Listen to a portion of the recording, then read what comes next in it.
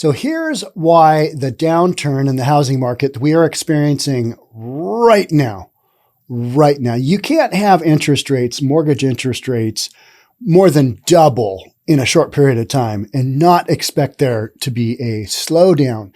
Now, a lot of people are saying there's going to be a meltdown.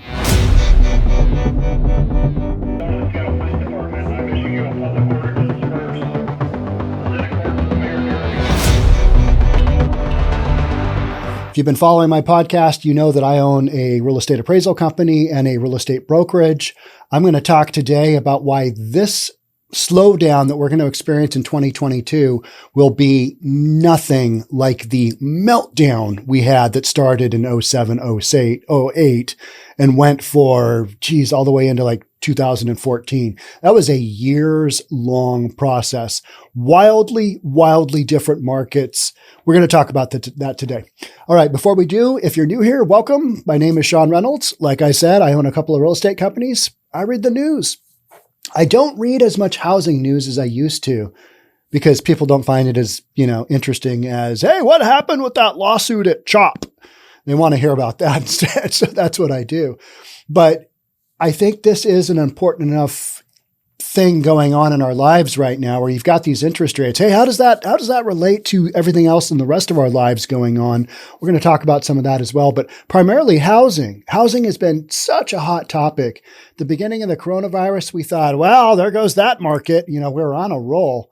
And we're like, oh, that market is just tanked. Housing, kiss it goodbye. Might as well just go home and let us know when the pandemic is over and we'll open back up. Instead, interest rates, Fed dropped the rates, and we were off to the races. We already had no supply. It just got worse and worse and worse, and prices continued to skyrocket.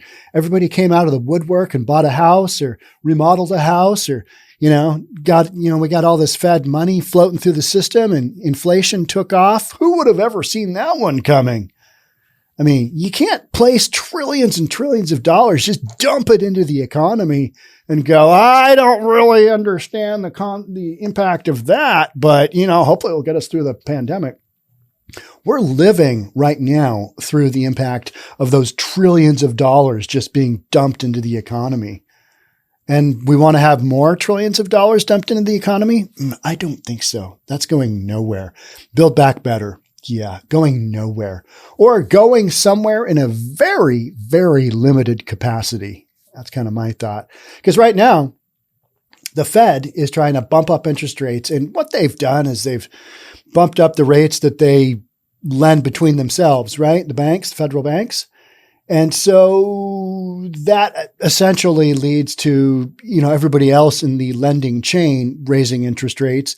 Mortgage rates have literally more than doubled. And so we're trying to cool off all this consumer demand that's, creating inflation. Had this cheap money floating around, people buying stuff, people stuck at home. Well, if I'm going to have to be in this house during another year of Corona shutdown, I want a bigger house. And so they were literally just went out on a buying spree, and then they needed new furniture, and then they needed stuff remodeled. Try getting a contractor to come do something at your house. My oldest son bought a house in Seattle, and he's been trying to do a remodel to his bathroom, and the contractor that I used just flat doesn't have time for his job. And it's a decent little job, for somebody. But these contractors are so busy that they just flat don't return your call. And I get that. They don't have time. Now that will cool down. That will slow down. And so what we're seeing right now on the housing market, in markets like Seattle, where there's such little supply, things are still kicking along. Prices, if you are overpriced with your listing, it's not selling, period.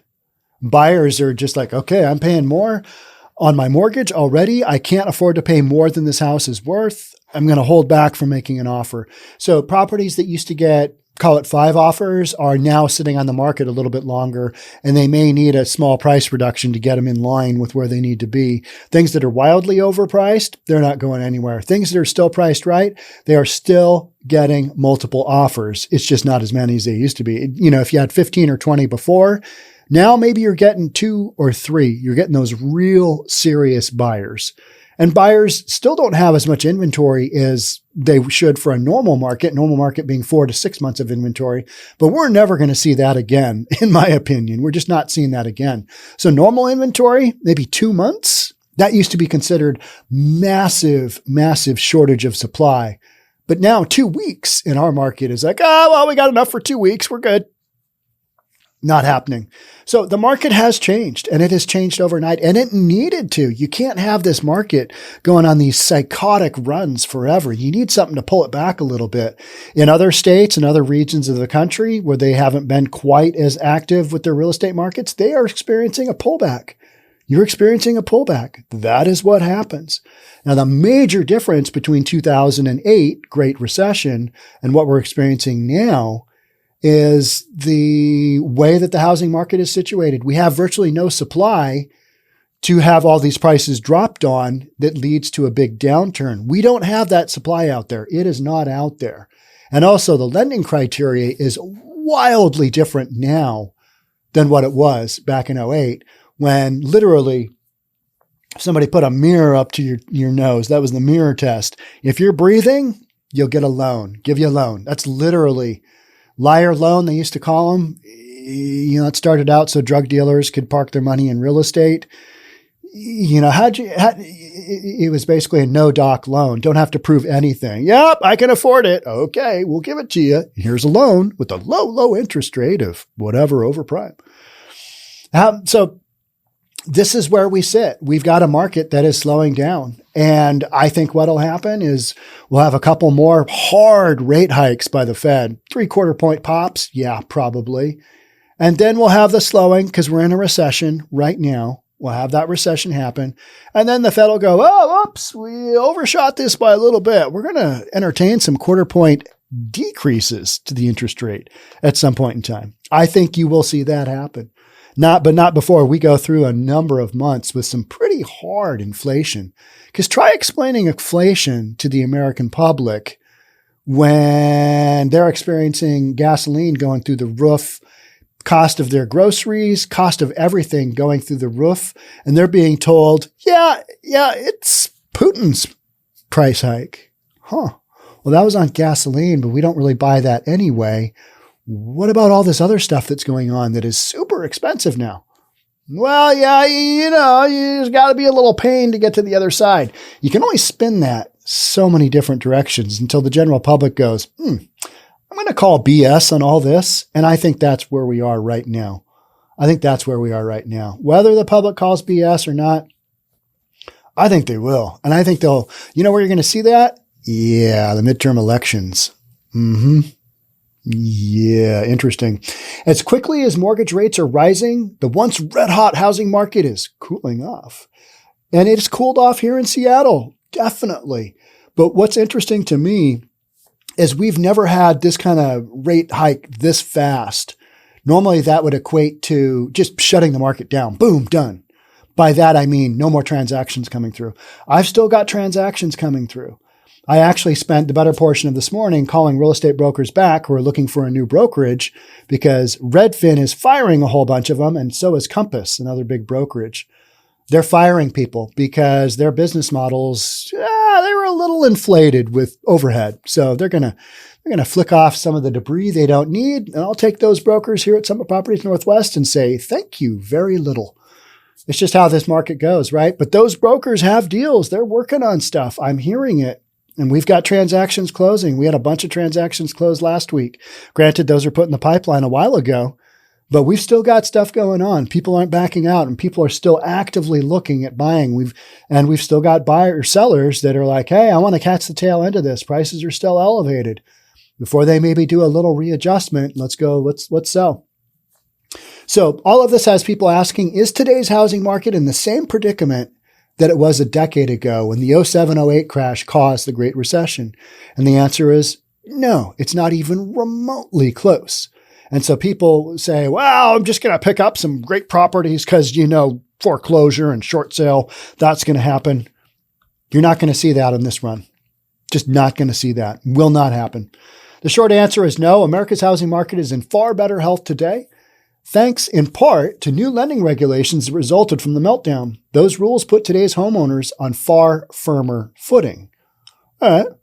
For the 53.5 million first lien mortgages in America today, the average FICO credit score is a record 751. That is amazing. That means the vast majority of Americans that are buying homes, first lien mortgage, just basically that's your first mortgage. Those are some incredible scores. So people that are buying houses have great credit. So the lending institutions have gone, well, you know what? We're not going to focus so much on the hard money. We're not going to focus so much on the subprime because we saw how that went. Let's just lend to people with really good credit. And so that's what they've got. People who aren't going to let their houses go back unless there's some great, crazy catastrophe. And even then, if you've got enough equity in your home, if you've got credit of 751, you've probably got some savings built up and you're going to be able to withhold this little bit of a downturn. And if you're not selling and you've got a fixed rate mortgage, you're just going to live there and do your thing. And you don't worry about the housing market slowing down. It was $699. So we've gone from 751 now. In 2010, it was $699. That might not sound like a lot, but that's a big difference. That's a huge difference. $699, you'd have a much more difficult time getting these kind of mortgages in today's market because the lenders got smart and went, okay, yeah, we saw how that last one ended. All right. Yeah, we took it in the rear end on that one, but then we had the taxpayers bail us all out. So you can't really go back there and do that again. So let's just give people mortgages that have great credit. I mean, that's a solid business plan right there. So lenders have been much more strict about lending, much of that reflected in credit quality. And in the appraisal process, they want to know, hey, does this thing make sense? And when you're in an upward market and the market's just taken off and people don't look at appraisals, they're like, okay, let's pencil this deal, move on. Because when you've got that appreciation going on, whatever closes today is worth more. So anything wrong with the appraisal, if the appraisal didn't analyze things quite right, you're kind of covered. It goes the opposite way in a downward market. They come after you. I mean, that's literally what they do. Hey, you did this appraisal 6 months ago and the market has tanked 4%. So we'd like you to reconsider that appraisal. So, well, at the time, that's what it was worth. Go F yourself. Yeah, kind of how that goes as well, right? Home prices have soared as well as due to pandemic fueled demand over the past 2 years. So is the Fed doing what they're doing? Is that going to reduce the demand enough so we get out of near double-digit inflation numbers? I don't know. I mean, it doesn't feel like it, does it? Or how long is that going to you put the clamp down on demand? How long is that going to take to impact? Because there's so many different things going in to this inflation that we're experiencing right now. I don't know. I think you're going to have inflation run close to double-digit numbers here for a while. Another 6 months, maybe? Yeah. I mean, I don't see how it could go shorter than that for any particular amount of time because these things take months and months and months, if not years, to work their way out. So-called tappable equity, which is the amount of cash a borrower can take out on their home while still leaving 20% equity on paper, hit a record high of $11 trillion collectively this year. Paper profits, right? It's money on paper. Until you go to sell, though, no money in your pocket. And this was according to Black Knight, a mortgage technology and data provider. That's a 34% increase from a year ago. So that's because the market has gone to the moon. Now, if that drops down, your 11 trillion collectively disappears. Could be a different story, but you've still basically got borrowers who had great credit. Whereas the subprime market before, I know appraisers that did just subprime stuff. They got waxed because they had all kinds of people coming back on them with appraisals. Hey, about that appraisal you did, we'd like to talk to you about that one because the house is worth considerably less now. Markets go up, markets go down. It's what they do. At the same time, leverage, which is about how much the debt the homeowner has against the home's value, has fallen dramatically. It's because we've been in this perfect storm of this incredible run of the real estate market. All of that will change, and it is changing right now, but it's not going to have the impacts that it did back in 2007 and 2008, because all those properties we had back on the market then, in order to get them to sell When sellers knew they missed it, they brought their prices down. The next guy down the totem pole, he realizes, oh, I need to drop my price too. So then it's a race to the bottom until somebody buys. And that's how you have 30, 40, 50% decreases in value. It just happens overnight. Boom. And then you've got borrowers who are like, okay, I owe 300. My house is worth 200. I can't sell it. My mortgage payments are going up because I bought it on an adjustable rate arm. Rates have gone up. Yeah, what do I do? They literally leave the keys in the kitchen counter and walk out. That's what they do. That's called a foreclosure and or a short sale. Total mortgage debt in the United States is now less than 43% of current home values, the lowest on record. So all of this stuff has gone in the right direction as far as the housing market goes. But now with their interest rates double what they were just a couple of months ago, you're going to have this slowdown go on. But like I said, it's not going to result in this tanking. It's not going to result in this massive cratering. Because like here in Seattle, we've still got Amazon. I just read Amazon has just surpassed 10,000 employees here in Bellevue. Not even in their HQ1. We're in Bellevue. They got 10,000 employees. That's a big number. So you've got all these tech jobs coming into an area like Seattle or like Bellevue. And so you only need a handful of buyers because there's only a handful of properties to kind of keep the markets going. And that's what you're still experiencing. So that's what we're sitting on in a market like here in Seattle or Bellevue. Other areas that have a little bit more inventory, they're going to have a little bit more of a slowdown. And will we have some markets lose some value? Absolutely. You will. You will see that. You will start to see some news stories on that very shortly if they're not out there now. That's going to go on. But is it going to be, well, we're on the cliff of a 40% drop in housing prices? No, I don't think you're going to see that at all. I would gamble heavily. I don't really gamble, but I would gamble a lot of money against that happening. So just 2.5% of borrowers have less than 10% equity in their homes. And why does that matter? It matters because at this point in time, you can sell. Maybe you can refinance. You've got equity to do something, take out a line of credit, whatever. You can get out of it. Whereas in 07 and 08, I don't know what those numbers were as far as percentage of borrowers who had less than 10% equity, but people were buying stuff with no money down. They had no equity, meaning if they went to sell, they had negative equity because you got about 10% in closing costs between your commissions, excise tax, escrow, title, all that stuff. You're going to end up costing you money to sell that home if you have no equity. So, you've got that going on as well. So this market that we're in right now is kind of it's a wait and see how much the interest rates really impact things. And it is definitely slowing stuff down, but it hasn't crimped it to the point where we're dead in the water. It just hasn't. And a lot of that has to do with how the markets have set themselves up. Hey, we don't want to see another 07, 08. All right, here's how we do that. And did it make it tricky getting out of that market? It did, but it put us on a more fundamental, stable basis as far as the housing market goes. And now the lenders that we have are much stronger. We don't have these subprime lenders coming in, offering zero down mortgage rates on a liar loan, which is, you made how much? All right, we'll pencil that in for you. Hey, you're good to go. Here's your loan approval. Good job there, son of having a heartbeat. I mean, that's literally what the last, go around felt like when we had that big disastrous downfall. So we've got ARMs going on, adjustable rate mortgages. You got fixed rates. Those have all changed. We've talked about that. Mortgage delinquencies are low because everybody's got equity. We know that. So we're just in a wildly different position than we were, a number of years ago. Is inventory going to go up? Yes, it is. Inventory will definitely go up. Enough to have that situation where it craters and brings prices down? I don't think so. I don't think that's going to happen. In some markets, you will have more inventory come on, but that has to do with their economics. It has to do with how many borrowers you got coming in as far as employees. What's the employment situation of a town like? That has a lot to do with it.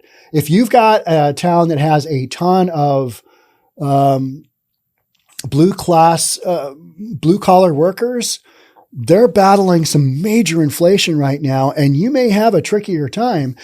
Whereas you've got a market like Seattle, where you've got a lot of white collar tech workers who can withstand their food prices going up, their energy prices going up, their gas prices going up. All right. So we added a few $100 more to the monthly budget, maybe more than that, 400, 500. I don't know. But we can withstand that. If you're in a town that doesn't have those economic opportunities, it's not going to be as pretty. But the basic fundamentals are still the same as far as how we've set ourselves up here. Those are kind of my thoughts. So rising inventory, yeah. Interest rates, yep, they've gone up. Is it to the point where things are going to just crater? No, they're not. Maybe they crater a little bit more down the road, but I think we're in a recession right now. I think numbers will come out. Yeah, we're in a recession. Fed will do its thing for a while, and then it'll reverse course. That's kind of my thought. The beauty of having a podcast is we can look back on this from June 20th of 2022 and see if Sean was right or not. Oh, interesting, right? You can make fun of me if I wasn't. That's fair. Fair game. Thanks so much for being here. That's it for me on this one. We'll talk again. Love to have you subscribe. Hit that like button. Hit the notification bell. All that good stuff. Thanks in advance. We'll catch up soon. Bye for now.